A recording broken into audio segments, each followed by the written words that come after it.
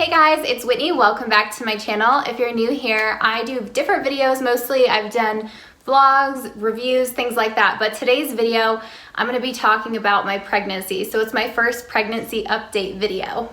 In this video, I'm going to be talking about some of my first early symptoms, some foods that I've been enjoying, some unexpected things that have come along with pregnancy, and just kind of give you guys an overview of how my pregnancy has been going. Okay, so I guess I'll just start out by talking about early on in my first trimester. I've said this in my last video, but I had a very easy first trimester, knock on wood. But what I mean by that is I didn't have any crazy morning sickness or food aversions or anything like that. But some of the early first trimester symptoms I wanted to talk about, and these are some of the initial symptoms that I had. So the first one, and I think a lot of these are pretty common, but every pregnancy is different, so I will say that. But the first one was increase in my breast size. So that was probably the very first symptom that I had. And I initially was thinking maybe I'm just having a growth spurt. That obviously wasn't the case. They were also very, very tender. So even just to the touch, they were so tender. The next symptom I had was an increase in peeing. So I've always felt like I drink a lot of water and I have a small bladder, but being pregnant is a whole nother level of peeing. And then kind of, I would say probably around 10 weeks, I noticed this, but the bloating. At first, I truly thought I was showing. I was like, oh my gosh, this is so crazy, I'm already showing. But then I would pay attention to what it was like in the morning, afternoon, and evening, and it was definitely bloat, because in the morning I would start out and my belly would look flat and normal, and then by, I would say, late afternoon, evening, it looked like I had a little bump, but it was just bloating, and you can kind of tell the difference because you just feel uncomfortable. So overall, in my first trimester, like I said, I had a pretty easy first trimester. So I would say the main symptoms for me were getting really tired early at night. So I would probably fall asleep around 7:30, 7:45 at night. We would just be hanging out watching a show on the couch and I would fall asleep. And it was night after night like clockwork. Once I got into my second trimester, that definitely went away. I got a lot of my energy back and I would not fall asleep so early. Also, first trimester, I would say increase in hunger. I definitely got more hungry. It wasn't like a huge increase. It was just something slight that I noticed. Those were some of my first trimester symptoms, but overall, I did have a pretty easy first trimester, and it's kind of nice because, you know, you're not showing, and if you still feel pretty good, you can go about your life as, for the most part, you normally would. So another fun thing I want to talk about is when I started feeling movements. I remember going into my 16-week appointment and my doctor saying, you'll start feeling movements within the next month. And I was like, oh, okay, great, awesome, I can't wait. That's exciting. And it was like exactly 2 weeks later, I started feeling movements. And at first, you really can't tell if it's gas or what it is. It just feels kind of like, it's hard to explain, but it feels like little bubbles. I would say some people call it flutters. It feels like little bubbles. And I remember I was driving the first time I really think I noticed that kick or that movement around 18 weeks, and it just felt like, yeah, it just felt like a little bubble. And then they did get stronger as the weeks went on, and the way I would describe them is it felt like someone was flicking me from the inside, just like a little light flick, very, very gentle.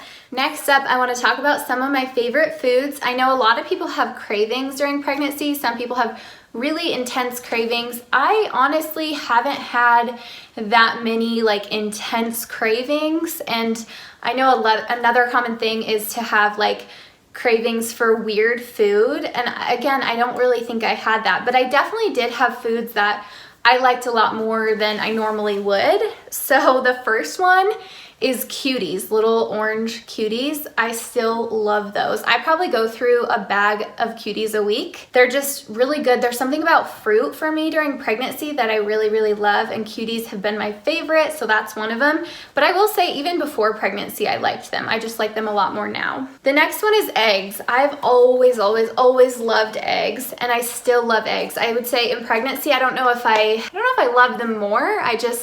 I have eggs every single day, so they are one of my favorites. Also, this next one is something I liked before, but I would try not to eat because it was bad for me, but Pringles. So I still try not to eat them all the time, but I just love Pringles. They are so good. So I would say if anything, if I have a craving, it's probably Pringles, but it's not like an intense craving. When I do like Pringles, I really like the dill pickle Pringles too. Those ones are delicious. The last thing is milk. I was not a milk person before pregnancy. I mean, I would have it occasionally, but I wasn't one of those people who's just like, oh, a glass of milk sounds so good, but I definitely have become one of those people, and I really like organic whole milk. It's just so satisfying. So that's one of the things that before pregnancy I wasn't a fan of, but now I've really been enjoying. Next up, I want to talk about a few things that have like really surprised me about pregnancy, or just, I mean, I've learned so much. When you are pregnant, obviously you start researching and reading about it and just getting more familiar with what your body is going through. I use pregnancy apps. I have 2 different ones that I use, but just in general, these are things I've experienced that I don't know if I didn't realize were a thing when you were pregnant, or if it's just so much more apparent because I am pregnant. So I want to talk about those. The first thing is how much and how often I have to pee. So I swear, from the very beginning of my pregnancy up until now, and I'm 30 weeks now, I've just had to pee all the time. And I really think it gets worse and worse and worse and worse as you're further along. I think the first part is your hormones. Your body is just getting rid of toxins. Your kidneys are working harder, so you're just gonna pee naturally more anyways. But then I think as the baby gets bigger, I definitely have noticed she's like pushing on my bladder at times, because then I'll go to the bathroom and it's not that much pee, it's just a little bit. That kind of leads me into talking about sleep. I overall have had pretty good sleep for most of my pregnancy, but as I've gotten further along, I have to get up more at night, so sleep is just a little bit harder to get a solid night of sleep, because you can get up 3 or 4 times a night. This next one is really interesting. I find this fascinating because women's bodies are all so different, and that means women's pregnancies and your body in pregnancy is so completely different from any other woman out there. So I kind of thought I don't know if I thought I would start showing faster. I just thought it would be obvious that I was pregnant really soon. Like, I thought when I was like 5 months pregnant, you'd be able to tell. But that's not always the case. And I felt like I didn't show for a while. It was probably between 18 and 20 weeks that I actually started showing a little bit. So it's wild to think you can be halfway through your pregnancy and barely be showing. I thought that was really interesting. And I know it's different for everyone, but after talking to my doctor, that is very common. Sometimes people don't show until 20 weeks pregnant. Next, I did not know this was a thing when you are pregnant, but you are constantly thirsty. You're always drinking water. And even if you try to stop drinking water before bed because you don't want to pee, it's impossible. You just get thirsty. And when I would get up at night to go to the bathroom, I would always be thirsty. So it's kind of like a never-ending cycle of you're thirsty and you have to pee. You're just drinking a ton of water and you're peeing. The next thing that I found interesting, and this isn't really something I felt like people talk about a whole lot, but is just the amount of anxiety you have when you're pregnant. And it's because of so many different things. It's because of your hormones, it's because you're going through a huge change and you are. Those are definitely things for me, but also just like, for me, I had anxiety about the baby. It's kind of, and I still do, just not as much now, but it's kind of this weird thing. You have this baby that you're growing that you care about and you love already, but you don't always know if everything is perfect. I would get a lot of reassurance when I would go into my doctor's appointment and they would tell me, oh, everything looks good. It was just in between appointments, I would say you kind of freak yourself out a little bit. You get nervous, you want to make sure the baby's okay. So I felt like anxiety was something that I don't really hear a lot of people talk about in pregnancy.